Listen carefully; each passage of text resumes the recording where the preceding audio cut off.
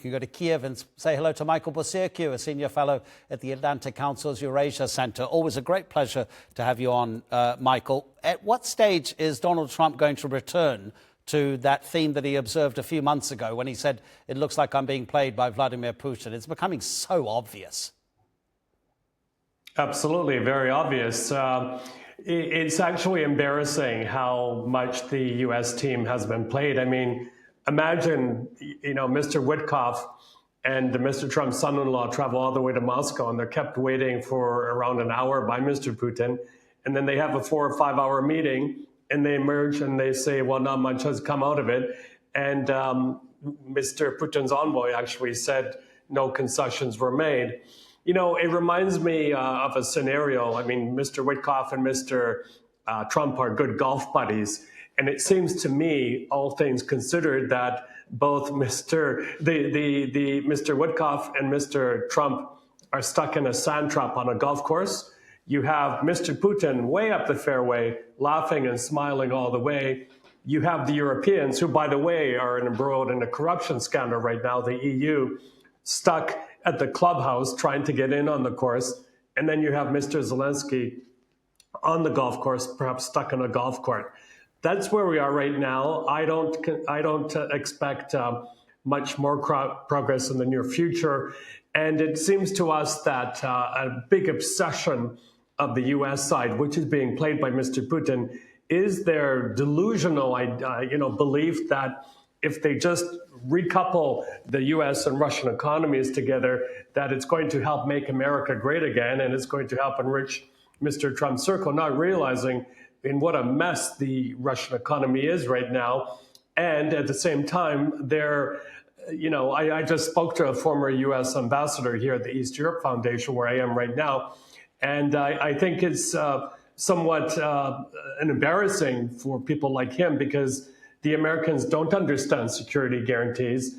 They don't understand how desperate Ukraine is for weapons. And finally, the Europeans and the Americans should understand that if they don't get more money, and we're talking billions of dollars, to Kiev by February or March, Kiev will not have the ability to pay basic expenses such as pensions and teachers' salaries.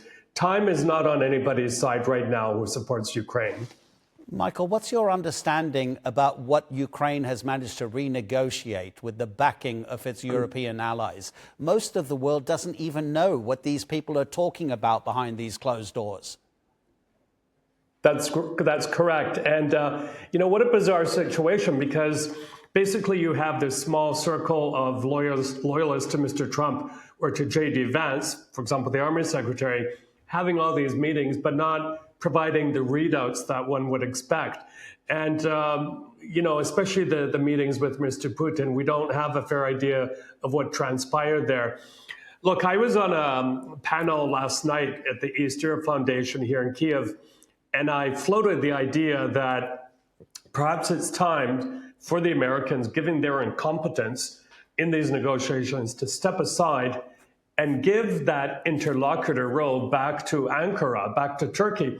Turkey has done so well. Remember, at the beginning of the war, all of those negotiations between Russia and Kiev, prisoner swaps, Turkey has huge interests, goes without saying, in Black Sea security, huge investments here in Ukraine. And finally, listening to Mr. Erdogan at the G20 in Johannesburg, I was there. He has huge concerns, not only, of course, about what's happening in Gaza, but also here in Ukraine.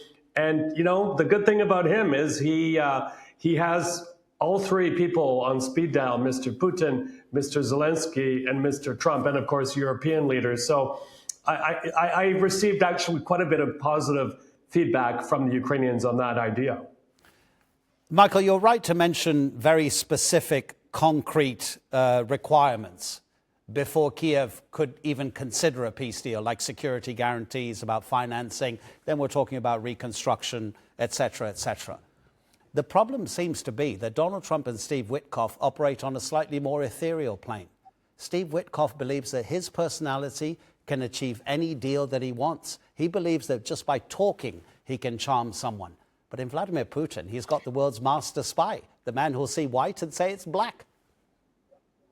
Yeah, exactly. And they're no match. They're no match for Mr. Putin, who is, you're right, he's a master spy. He knows how to manipulate. And what we're seeing him doing is playing the long game, trying to wear everyone out. And, you know, in terms of playing that long game, I just heard a very frightening statistic that is predicted for 2026. That is, the Russians are expected to go from deploying a few hundred drones a day into Ukrainian airspace to 1,000 plus drones a day. On top of that, they've just recently threatened to essentially make Ukraine a landlocked country by bombing port infrastructure, for example, where I'm based in Odessa. Look, the key thing, and Europeans can play a role in this, according to former US Ambassador to Ukraine, William Taylor, is the security guarantees aspect. And that is the best security guarantee that Ukraine can have is strengthening of its armed forces, this kind of direction of self-reliance. And they're doing very well at that. They're, for example, providing up to 50% of their own battlefield needs right now. And then, of course, the second thing that needs to happen, and this can only be done by the United States, unfortunately, at the moment, is to backstop this coalition of the willing in terms of saying, okay, we will provide you with air support, and if the Russians shoot, we will shoot back. That has to be made very firm. It needs to be a NATO-style security pledge to defend Ukraine. Without that, nothing counts. Michael Bociurkiw, thank you so much indeed, Michael. Really appreciate it. My pleasure. Thank you for having me.